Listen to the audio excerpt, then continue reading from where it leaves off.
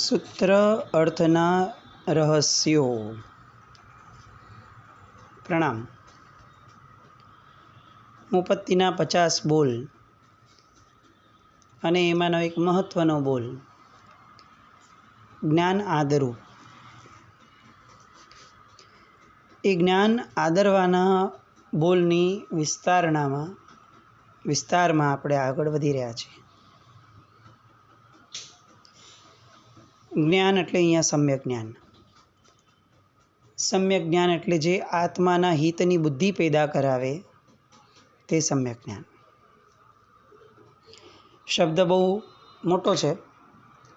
આત્માના હિતની બુદ્ધિ એ જનરલ લેવલમાં આપણે જે રૂટીન જીવન જીવીએ છીએ એમાં કઈ રીતે થઈ એવું કોને ખબર પડે. હજી આપણે આટલો બધો ધર્મ કરીએ છીએ ને છતાં પણ ક્યાંય આત્મા કેન્દ્રમાં રાખીને ધર્મ કર્યો હોય એવું પણ ઓછું થયું છે.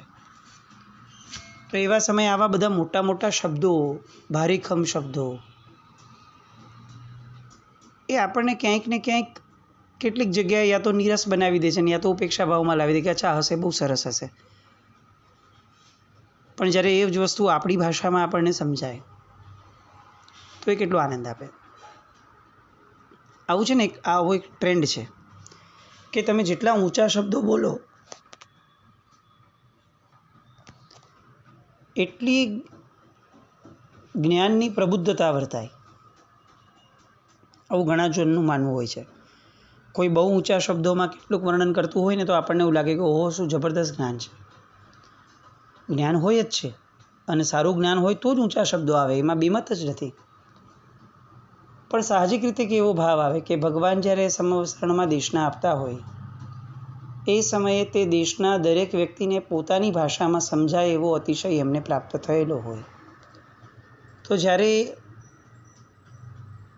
ઊંચામાં ઊંચું તત્વ જાણનાર વ્યક્તિ આ જગતનો સર્વોચ્ચ, એ વ્યક્તિ એની માટે એવી વ્યવસ્થા કુદરતે ન મૂકી કે એ ઊંચામાં ઊંચા શબ્દો બોલે, બસ લોકોને એવું લાગવું જોઈએ કે એને કેટલું બધું જ્ઞાન છે. આવી વ્યવસ્થા સર્વોચ્ચ જ્ઞાન ધરાવતા વ્યક્તિ માટે ન રાખી કુદરતે વ્યવસ્થા એવી મૂકી કે એમને જે બોલવું છે એ બધે ભલે બોલતા, પણ સામે જે બેઠો છે એ વ્યક્તિને એની સામાન્ય રીતે એની ભાષા જે હોય ને એ ભાષામાં એને સમજાય. કેમ એવું? કારણ કે ઊંચી ભાષા સાંભળવી ગમે, પણ ઉતારવી હોય, એને ગમાડવી હોય અને ગમાડ્યા પછી એને આચરણ અથવા વિચારણા એ બેમાં ક્યાંક ને ક્યાંક કન્વર્ટ કરવી હોય તો એ માતૃભાષામાં બહુ ફાસ્ટ થઈ શકે, આપણી સમજણની ભાષામાં બહુ ફાસ્ટ થઈ શકે. આ થિયરીને આપણે ખરેખર ઉતારવા જેવી છે. આપણી માન્યતાઓને જ કેટલીક બદલાવા જેવી છે. કંઈક બહુ ઊંચું તત્વ સાંભળવા મળતું હોય તો એ ઊંચા શબ્દોમાં જ મળે તો આપણને એમ લાગે કે અચ્છા, આને બહુ જ્ઞાન છે. કોઈ આપણને એમ સાવ સરળ ભાષામાં તત્વજ્ઞાન સમજાવી દેતું હોય તો આપણને એવું લાગે કે આ એટલે સારું છે, ઠીક છે. પણ આમ ઓલું જે ઊંચા શબ્દોની જે આમ ગરિમા હોય, આ થિયરીમાંથી કેટલેક અંશે આપણે આ પ્રેક્ટિકલને પણ સમજવા જેવું છે કે ભગવાનની ભાષાને પણ કુદરત સાવ પોતીકી ભાષા લોકો માટે બનાવે અને પછી ભગવાનની દેશના એને ગળે ઉતારે. આપણે મૂળ મુદ્દા પર આવીએ. તત્વ જ્ઞાન એટલે ઊંચી ભાષા એવું નહીં. જ્ઞાન એટલે આત્મહિત, એની ના નથી. પણ આત્મહિત થાય કઈ રીતે એવું આપણને આપણી ભાષામાં સૌથી પહેલાં સમજવું પડે. પૂજ્ય કેસરસુરી મહારાજ સાહેબ આ વસ્તુને એ રીતે લખી ગયા કે બાળકને આત્મા સમજાવવો હોય તો બાળકની ભાષામાં સમજાવાય અને વૃદ્ધને સમજાવવો હોય તો વૃદ્ધની ભાષામાં સમજાવાય. દરેક માટે ભાષાઓ અલગ અલગ હોવી જોઈએ. આપણે આપણી એક જ ભાષા જે આપણે શીખ્યા એમાં જ આપણે બધાને શીખવાડતા રહીએ એ વક્તાનું અદ્વિતીય લક્ષણ ન કહી શકાય, વક્તાની વિશેષતા ન કહી શકાય. વક્તા એ છે કે જે સામાન્ય શીરાની જેમ ગળે ઉતારી દે એની ભાષામાં. ઊંચું બોલીને આંજી દે એ વક્તા નથી. તો ઊંચાથી અંજાઈ જવું એ જ્ઞાન નથી. મુખ્યતયા જેને આપણે પચાવી શકીએ તે જ્ઞાન છે. એટલે આત્મહિતકર જ્ઞાન કયું? કે જે જાણવા અને સમજવા દ્વારા જીવને પોતાને એવો ખ્યાલ આવે કે અચ્છા આનો અર્થ આ થાય, ઓહો તો મારા જીવનની અંદરમાં હું આ વસ્તુ ન કરવા દ્વારા કેટલું અહિત મારા આત્માનું કરું છું, તો મારે આવું ન કરવું જોઈએ, આ હું ખોટું કરું છું. આવી સમજણ અંદરમાં આવા વિચાર સાથે પ્રગટે તો એ જ્ઞાન પચ્યું, એ સુપાચ્ય બન્યું કહેવાય. એટલે અહીંયા જ્ઞાન આદરું જ્યારે શબ્દ છે ત્યારે આત્મહિતકર શબ્દ મુકાયો ખાસ. આત્મહિતકર એટલે આવું કે જે કોઈ પણ પ્રકારે જીવને એવું પિંચ કરાવે કે મારું હિત શેમાં છે. આપણે સિમ્પલ એક્ઝામ્પલ લઈએ કે આપણે વ્યાખ્યાનની અંદરમાં 2, 4, 5 વસ્તુ સાંભળી, એનો કેટલુંક મોરલ આપણે મહાત્માએ જ આપણને આપ્યું હોય, અને પછીથી આપણે એના દ્વારા એવું વિચારીએ કે મારા આખા દિવસની ચર્યાની અંદરમાં હું આને ક્યાં ફિટ કરી શકું છું, એ વિચારું. એક વાત બહુ સરસ જાણવા મળેલી મહાત્માઓ પાસેથી. પહેલાંના કાળમાં, એટલે કે બહુ નજીકના ભૂતકાળમાં, રોજના આવી રીતે વ્યાખ્યાન લેવાની વાતો નહોતી કે ભાઈ કેટલા પણ માણસો હોય મારા સાહેબે વ્યાખ્યાન આપવાનું જ, આવું નહીં. તો ત્યારે કઈ પરંપરા હતી? તો એમણે બહુ સરસ જવાબ આપેલો સાહેબે ત્યારે કે આપણે દરેક વ્યાખ્યાનના અંતે અત્યારે હિચકારી ભગવાન પસાઈ કરી પચકાણ ન્યાસ કરાવશો જી, આવું બોલીએ. હવે અત્યારે આપણી પ્રણાલિકા એવી થઈ ગઈ છે કે જ્યારે આવો આદેશ માંગવામાં આવે એટલે મહાત્મા તરત જ યા તો નવકારસી કે આ પછી ઉપવાસ, છઠ, અઠ્ઠમ જે પણ છે, આંબેલ, આ બધાના પચકાણ આપે. અને આપણને પણ એમ જ બેઠેલું છે રૂઢપણે કે જ્યારે આવો આદેશ માંગવામાં આવે ને તો એનો અર્થ એ જ છે કે સાહેબ કોઈ તપશ્ચર્યાના પચકાણ આપે. પણ મૂળ આપણી જે કેટલાક વર્ષો પહેલાંની પરંપરા હતી એમાં પ્રવચનના અંતે આવો આદેશ માંગવામાં આવતો, હિચકારી ભગવાન પસાઈ કરી પચખાણ ન્યાસ કરાવશો છે. અને ત્યારે મુખ્યતયા જે પચકાણ અપાતું એ ધારણા અભિગ્રહ પચકાણ અપાતું. આ બીજા પચકાણ તો અપાય, એની કોઈ ના નથી, પણ એ પચકાણનો આદેશ કેમ માંગવામાં આવતો હતો? તો કે હે ગુરુ ભગવંત, તમે આજની આ વાંચના દરમિયાનમાં જે કોઈ પણ તત્વ પીરસ્યું છે એમાં આ સાંભળતા સાંભળતા મને એવું લાગ્યું કે મારા જીવનની અંદરમાં કમસે કમ એક દિવસ માટે પણ આપે જે કહ્યું છે એને નિષ્ફળ ન જવા દો. આપે આજે વિગયો ઉપર સમજાવ્યું, વિગયો કેટલી ભયંકર છે એવું સમજાવ્યું, તો મારે બેસિકલી વિગયનો ત્યાગ કરવો જ જોઈએ, પણ એટલી બધી મારી કદાચ વીર્યનું મારું ફોરવાવાનું નથી. તો ભગવાન એક કામ કરો, મને એક પચકાણ આપો કે હું આજના દિવસે મારી ગમતી જે વિગય છે એનો હું ત્યાગ કરું. મને આવું ધારણા વિગ્રહનું પચકાણ આપો.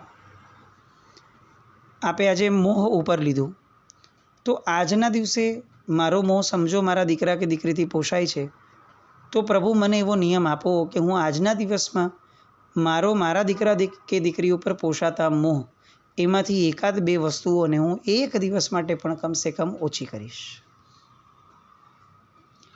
એટલે શું થતું હતું કે આખા પ્રવચનના અંતે પ્રવચન સાંભળવાની સફળતા એને પચખાણ દ્વારા નિર્ધારિત કરવામાં આવતી હતી.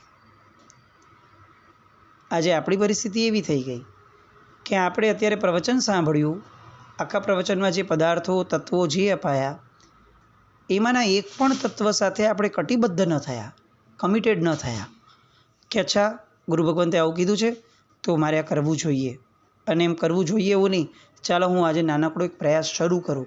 આવું કોઈ કમિટમેન્ટ આપણામાં રહ્યું જ નહીં. આપણી દ્રષ્ટિએ પ્રવચન પતે એટલે સામાન્યતયા કોઈ પણ ઉપવાસ કે તપના પચકાણ લઈ લઈએ, વી આર ડન. આના કારણે થયું શું? પ્રવચન યોગનું ડિવેલ્યુએશન થતું ગયું આપણી માટે. આપણે સેંકડો પ્રવચન સાંભળતા થઈ ગયા અને છતાં પણ બધાને નિષ્ફળ બનાવતા ગયા. જો ઓલી પરંપરા હોત તો આપણે અચૂકપણે જે સાંભળત એને કમસે કમ એક દિવસ માટે પણ પ્રેક્ટિસમાં લાવી અને એમાંની કેટલીક વસ્તુઓને જીવનમાં વધુ દિવસો કે વધુ સમય માટે આગળ વધારવા માટે આપણે કદાચ લાલાયિત બનત, કારણ કે શરૂઆત તો કરી છે.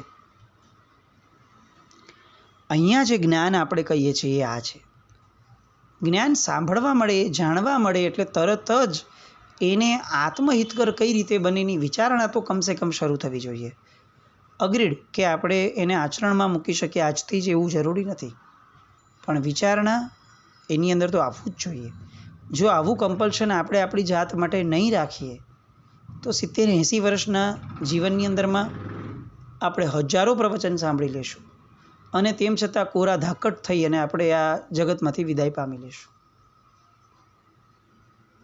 જ્ઞાન આદરવું એ આ રીતે જે પણ જ્ઞાન મળે છે એના પ્રત્યે આદરભાવ ઊભો કરી અને એને જીવનમાં અથવા મનમાં આદરવાનો પ્રયત્ન કરવો જોઈએ. જ્ઞાન આચરું શબ્દ ન લખ્યો, જ્ઞાન આદરું. આચરું અને આદરું બેમાં ફરક છે. જ્યારે આપણે આચરું શબ્દ મૂકીએ ને ત્યારે સ્ટ્રેટ હવે આપણે આચરણ ઉપર ભાર મૂકીએ છીએ કે ભાઈ જે પણ સમજ્યું છે ને આચરણમાં મૂકો. પણ એ બધા માટે શક્ય નથી. ભગવાનનું શાસન છે આ. નાનામાં નાના જીવને પણ એ કુંડાળામાં અંદર લેવાનો પ્રયત્ન કરનારું શાસન છે. બધા જ આવા વીર્ય ફોરવવાવાળા વ્યક્તિઓ ન હોય ભાઈ, સમજી શકાય છે. એટલે ભગવાને ત્યાં આચરું શબ્દ ઉપર જોર મૂકવાનો આગ્રહ ન રાખ્યો શાસ્ત્રકારોએ. એમણે આદરું શબ્દ મૂક્યો. હું એને આદરવાનું શરૂ કરું. આદરવાનું શરૂ કરવું એટલે શું? હું એને આદર આપવાનું શરૂ કરું. મને જેમ જેમ આદર વધતો જશે તેમ તેમ હું એને વિચારણામાં લાવી અને એને મારા આચારમાં મૂકવાનો પ્રયત્ન કરીશ. પણ પહેલાં આદરભાવ તો ઊભો કરું. આજે આપણને શ્રુત જ્ઞાન ઉપર આદર કેટલો, અને કદાચ હજી આગળ વધીને કહું કે આજે આપણને મતિજ્ઞાન ઉપર આદર કેટલો. મતિજ્ઞાન એ આપણા કોઈ લિસ્ટમાં જ નથી, કોઈ લિસ્ટમાં નથી. આમાં આખા જીવનની અંદરમાં શું ભણવું છે આવું કોઈ કહે તો આપણી આગળ શ્રુત જ્ઞાનનો લાંબો લચક એક આખો તહેવાર છે, ઉજવણી છે. પહેલાં આ ભણીશ, પછી આ ભણીશ, પછી આ ભણીશ, પછી આ ભણીશ, હજી આ બાકી છે, હજી આ બાકી છે, હજી આ બાકી છે. આખું લિસ્ટ છે આપણી પાસે, પણ મતિજ્ઞાનનું લિસ્ટ નથી કે મારા મગજની અંદરમાં પહેલાં આવી નબળાઈઓ છે, હું નબળાઈઓને પહેલાં કાઢવા માટે હું વિચારણા કરીશ, મારી જાતને, મારા મનને એ પ્રમાણેનું ઘડતર કરીશ અને એ ઘડ્યા પછીથી મનને સ્થિતપ્રજ્ઞ બનાવીશ. એટલે કે એ ગુણની અંદરમાં સ્થિર રહે. હું વર્ષો સુધી સાતત્ય સાથે એ ગુણનું આ સેવન કરીશ અને હું ધીરે ધીરે મારા મનને ગુણોથી એવી રીતે હું અધિષ્ઠિત કરીશ કે એ ગુણ મને એકદમ રૂઢ થઈ જાય અને રૂઢ થયા પછીથી એ મારો સંસ્કાર બને. આપણે જ્યારે ભવાંતરમાં આ ભાવ પૂરો કરીને જશું ત્યારે આપણી ભેગું આપણું શ્રુતજ્ઞાન આવશે કે નહીં એ તો પ્રશ્ન છે, પણ આપણું મતિજ્ઞાન એ આપણું ભેગું આવશે જ એ નિશ્ચય છે. આપણે જે સંસ્કારો લઈને જઈએ છીએ ને એ શ્રુતજ્ઞાનના નથી, એ મતિજ્ઞાનના છે. આપણે ગયા સત્સંગમાં પણ આ વસ્તુ પર બહુ જોર મૂક્યું હતું, હું આ વખતે પણ મૂકું છું. જરૂરી નથી કે આપણે આનો અર્થ એવો કાઢવો કે આપણે શ્રુતજ્ઞાનને જરાક ડિવેલ્યુએટ કરીએ છીએ. આવી વિચારણા ન કરતા. શ્રુતજ્ઞાનનું ડિવેલ્યુએશન નથી, પણ શ્રુતજ્ઞાન દ્વારા જે પામવાનું છે એ મતિજ્ઞાનનું જે અત્યારે ડિવેલ્યુએશન થયું છે એને એલિવેટ કરવાનો આ પ્રયત્ન છે. ગમે તેટલું શ્રુતજ્ઞાન મતિજ્ઞાનને જો સ્પર્શે નહીં તો શું કામનું? ફરીને આ પ્રશ્ન કરું છું. જ્ઞાન આદરવું એટલે એનો આદર કે જે મતિજ્ઞાનમાં થાય છે, એ આદર પછીથી એની સમજણ કેળવવી એ પણ મતિજ્ઞાનમાં થાય છે. એ સમજણ કેળવ્યા પછીથી એને સાતત્ય સાથે એનું આચરણ કરવું અને એ સાતત્ય કેળવવું એ પણ મતિજ્ઞાનનો વિષય. અને સાતત્ય જેનું કેળવ્યું એનો સંસ્કાર પડે. એ સંસ્કાર આવતા ભાવમાં ભેગું આવે, આચરણ ભેગું નહીં આવે, શ્રુતજ્ઞાન ભેગું નહીં આવે, વિચારણા ભેગી આવશે. અને આજે આપણે આખા શ્રુતજ્ઞાનમાંથી વિચારણાને જ કાઢી નાખી છે. આપણા શ્રુતજ્ઞાન વિશે આપણને કોઈ પૂછે તો આપણી પાસે ખરેખર જવાબ નથી હોતા. સામાન્યથી કોઈ શબ્દોના અર્થ કહી દઈએ એ વસ્તુ નહીં, એ તો કેટલું સામાન્ય સ્તર કહેવાય. તત્વ શું છે એના તરફનું કોઈ લક્ષ્ય જ નથી, તો એ શ્રુત જ્ઞાન એ મતિ જ્ઞાનની અંદરમાં કેળવાયું જ નથી. જ્ઞાન આદરવું. શું આદરવાનું? તો કે તત્વને આદરવાનું. તત્વને આદરવાનું એટલે શું? તો કે તત્વની વિચારણા કરવાની. આ એક તત્વ એવું છે કે જે દરેકે દરેક સ્થાનની અંદરમાં છે. તત્વ વિચારણા એ ચોથે પાંચમે ગુણ સ્થાને કેથી સ્ટાર્ટ થાય તો છેક 14મે સુધી છે. સિદ્ધ ભગવંતો અને આપણી વચ્ચે જો કોઈ સામ્ય આપણે લાવવું હોય તો આ છે. સિદ્ધ ભગવંતોને પણ તત્વનું ચિંતન છે અને આપણને પણ તત્વનું ચિંતન છે. સિદ્ધ ભગવંતોને પણ તત્વ રમણતા છે, આપણને પણ તત્વ રમણતા છે. આપણે જ્યારે એવું કહીએ છીએ કે તત્વનું ચિંતન છે એટલે કંઈ મનની કક્ષાની વાત નથી કરતા આપણે. આ સિદ્ધ ભગવંતો એ આત્મતત્વની રમણતામાં છે. આપણે એ કક્ષાની એ વાત કરીએ છીએ કે તત્વ રમણતા કેવી, તો કે જે સિદ્ધ ભગવંતોને પણ છે અને જે મનુષ્યને પણ હોઈ શકે છે. પાંચમા ગુણસ્થાનકેથી આગળ વધીએ અને છઠ્ઠે જઈએ, છઠ્ઠા પરથી સાતમે, સાતમેથી આઠમે, 11મે, 13મે, 14મે, કોઈ પણ ગુણસ્થાનકની કોમન વસ્તુ કાઢો તો એ છે તત્વ રમણતા. કેવળ જ્ઞાની ભગવંત પણ શેમાં છે તો કે તત્વ રમણતામાં. અરે કેવળ જ્ઞાની ભગવંતે દેહ છોડી દીધો છે, હવે એમનો આત્મા મોક્ષમાં વયો ગયો છે, સિદ્ધશિલાની ઉપર પહોંચી ગયા છે, ત્યાં પણ એવું શું છે જે આપણે અહીંયા કરીએ છીએ તો કે તત્વ રમણતા. આ તત્વ રમણતા એ કેમ આનંદ આપનારું છે? કારણ કે તત્વ રમણતા એ મોક્ષમાં પણ છે ને અહીંયા પણ છે. મોક્ષમાં જેવો આનંદ છે એવો જ આનંદ અહીંયા બેઠા બેઠા મેળવવો હોય તો મારે શું કરવું? મારે તત્વ રમણતા કેળવવી. અને તત્વ રમણતા એટલે શું? મૂળમાં જે જ્ઞાન મેં મેળવ્યું છે એની અંદર મારે રમમાણ રહેવું. એ જ્ઞાનમાંથી અર્થમાં જવું, એ સમજણમાંથી અર્થમાંથી તત્વનું ચિંતન કરવું અને તત્વનું ચિંતન કરતાં કરતાં કરતાં કરતાં એ તત્વની અંદર ડૂબી જવું, સતત એ તત્વમય બનીને રહેવું, એ તત્વ રમણતા. તરત પ્રશ્ન થશે કે આવું ક્યાંથી થાય ભાઈ? ન સમય છે ન સમજણ છે. અને હકીકતની અંદરમાં આનો જવાબ બહુ સાહજિક છે કે આને કોઈ સમયની જરૂરત જ નથી. આમ આપણે બહુ સિમ્પલી વિચારીએ. શાસ્ત્રમાં એવા દ્રષ્ટાંતો છે કે કેટલાક કેવળ જ્ઞાની ભગવંતો એમને કેવળ જ્ઞાન થઈ ગયું પણ એમનો ઉત્સવ ન થયો દેવો દ્વારા, એટલે કોઈને ખબર ન પડી કે એમને કેવળ જ્ઞાન થયું છે. તો હવે જીવન કેવી રીતે જીવે? તો કે સાહજિક રીતે એવું જીવન જીવે કે કોઈને ખબર પણ ન પડે કે આ કેવળ જ્ઞાની છે. હવે આ વાતને જરા લાઇવલીનેસથી વિચારીએ કે એ અગર પેલા વ્યવસાય જતા હશે, ધંધો કરતા હશે, કે ઘરમાં પત્ની સાથે વાત કરતા હશે, બાળકો સાથે વાત કરતા હશે, ઘરની અંદર અગર રહ્યા છે, આવા દ્રષ્ટાંતો પણ છે આપણી પાસે શાસ્ત્રોમાં. એવી કેવી રીતે રહેતા હશે કે ઘરના વ્યક્તિને પણ ખબર ન પડે કે આને કેવળ જ્ઞાન થયું? આપણી માટે કેવળ જ્ઞાન એ કેટલી મોટી ઘટના છે. એમને કેવળ જ્ઞાન થઈ ગયું છે અને છતાં પણ આજુબાજુને ખ્યાલ પણ ન આવે કોઈ વ્યક્તિઓને આવું જીવન, એવું સાહજિક જીવન રહે. તો એ શું કરતા હશે આખો દિવસ? એ બહારની પ્રક્રિયાઓ અગર સામાન્ય વ્યક્તિ જેવી કરતા હોય તો એમને કર્મબંધ કેમ નહીં થતો હોય? જો ઓલા વ્યક્તિને થાય છે તો આમને કેમ નહીં થતો હોય? કારણ કે એ વ્યક્તિ તત્વ રમણતામાં હોય, એ પોતાના અંદરના અનંત આનંદની અંદરમાં હોય. આપણને છે ને કેવળ જ્ઞાન એટલે અનંત જ્ઞાન, કેવળ દર્શન એટલે અનંત દર્શન, અનંત વીર્ય, આ બધું સમજાવ્યું છે. એક શબ્દ આપણને હજી સુધી બહુ પ્રચલનમાં સમજાવાયો નથી જે ખરેખર સમજવા જેવો છે, અને એ છે કેવળ જ્ઞાન એટલે અનંત આનંદ. એ આનંદનો અંશ જેટલે અંશે આપણે આ ભાવમાં લઈ શકીએ એટલે અંશે આપણું કેવળ જ્ઞાન. આપણને બહુ મોટું જોઈએ છે, નાનાઓમાં રસ નથી. આપણને ધડાધડ એમ છે કે ભાઈ 4 ઘાતીકર્મો ઉડી જ જવા જોઈએ. અરે ભાઈ, ઘાતીકર્મ ઉડતા ઉડશે જ્યારે ઉડવા હશે ત્યારે. અત્યારે તારા જીવનની અંદરમાં તારા આનંદને રોકનારું જે અજ્ઞાન છે એ અજ્ઞાનને કારણે તું પણ એ ઘણું મોટું કામ છે. તત્વ રમણતા એ એટલી સુંદર ઘટના છે કે એના કારણે જીવનના તમામ સુખ દુઃખ એ સાઈડ પર રહી જાય છે. આપણો અનુભવ છે. કોઈ એક વસ્તુના ગહન ચિંતનમાં આપણે જ્યારે હોઈએ ત્યારે આપણને આજુબાજુ બનતી ઘટનાઓની કોઈ કરતાં કોઈ જ અસર થતી નથી. બસ આવી ચિંતાઓના તત્વની થવા લાગે. પછી કોઈ આપણને ગાળ આપે, પછી કોઈ આપણે યારે ખરાબ વર્તન કરે, પછી કોઈ આપણને મારીને વહી જાય, પછી કોઈ આપણા પૈસા લઈને વહી જાય. આપણે અભણ નહીં હોઈએ, આપણે સામાન્ય રીતે પ્રતિસાદ આપશું, પણ આપણને એની કિંમત નહીં હોય. કેમ? કારણ કે મને તત્વની કિંમત વળગી છે.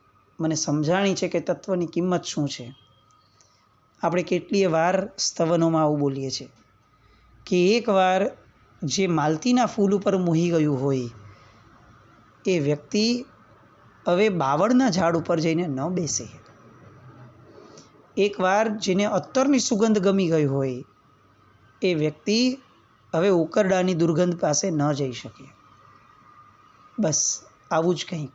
એકવાર જે વ્યક્તિએ તત્વ વિચારણાનો સ્વાદ, તત્વ રમણતાનો સ્વાદ ચાખી લીધો, હવે સંસારની રમણતા, આર્ત ધ્યાન, રૌદ્ર ધ્યાન, આ બધી ઘટનાઓમાં એ સ્થિર રહી જ ન શકે. એને તરત એમ થાય કે ભાઈ મૂકો ને યાર, આટલું બધું સરસ વિચારણાનું તત્વ મળ્યું ભગવાનના શાસનની અંદરમાં, સમજણનો ભાવ મળ્યો છે, આ જ વિચારવું છે, મૂકો ને સાઈડ પર. ઓલું ગમી ગયું, ગુલાબ જાંબુ એટલું બધું ગમી ગયું કે હવે આપણને કોઈ સાવ સામાન્ય અને તુચ્છ કહી શકાય એવા પદાર્થો આપણને અપીલ જ નથી કરતા. આવું જ્ઞાન આપણને પ્રાપ્ત થાય. જ્ઞાન આદરું આ શબ્દ એ ખરેખર આવા જ્ઞાનને ઇન્ડિકેટ કરે છે. જ્ઞાન એ જ છે જે આત્મામાં રમણતા કરાવે. જ્ઞાન એ જ છે જે આત્મા તરફ લઈ જાય. જ્ઞાન એ જ છે જે દેહની આસક્તિને છોડાવે. જ્ઞાન એ જ છે જે સંસારના સારા અને ખરાબ બંને પરથી ઉપર ઉઠાવે. જ્ઞાન એ જ છે કે જે આપણને સતત સમજાવે કે આપણો જન્મ કેમ થયો છે.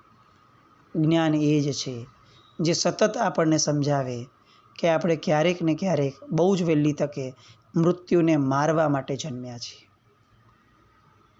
બસ આવી અજન્માની સાધના જેના દ્વારે થાય એવું જ્ઞાન, આત્મતત્વને અનુભવાવે એવું જ્ઞાન, એને આપણે આદરીએ તો જ્ઞાન આદરું નામનો જે મુપત્તિના પડીલેહણનો બોલ છે એની દિશામાં એક ડગલું ભરાય. આવા ડગલાઓ આપણા ભરાતા રહે એવી શુભ મંગલ કામના સાથે જીના આજ્ઞા વિરુદ્ધ કંઈ પણ બોલાયું તો મિચ્છામિ દુક્કડમ. જય નમ.